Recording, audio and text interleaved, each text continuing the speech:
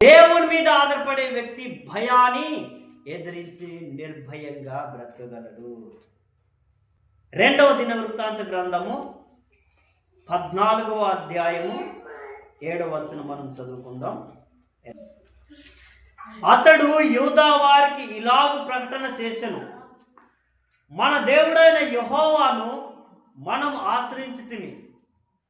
ఆశ్రయించినందున ఆయన మన చుట్టూను నెమ్మది కలగజేసి ఉన్నాడు. దేశమందు మనము నిర్భ్యంతరంగా తిరగవచ్చును.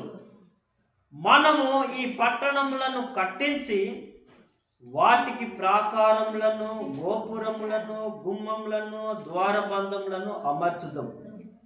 కాగా వారు పట్టణములను కట్టి వృద్ధి నొందిరి. ఇక్కడ ఆస తన ప్రజలతో ప్రకటిస్తూ ఉన్నాడు.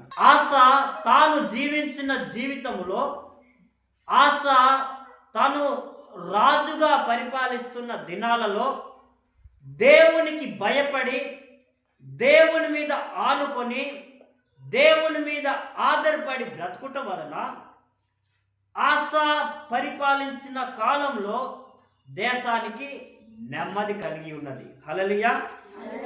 అందుకే దేశ ప్రజలతో ఈ విధంగా ప్రకటిస్తున్నాడు.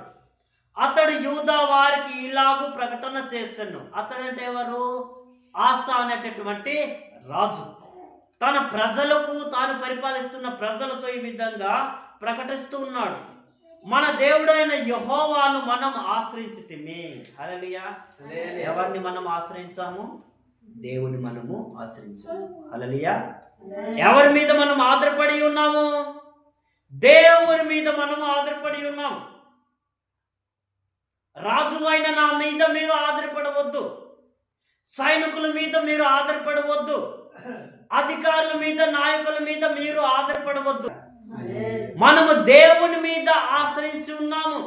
మనం దేవుని మీద ఆనుకొని బ్రతుకుతున్నాం.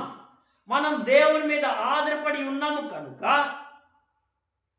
ఆయనను మనము ఆశ్రయించినందున, దేవునిని మనము ఆధారపడినందున ఆయన మన దేశమునకు నెమ్మదిని కలగజేసి ఉన్నాడు.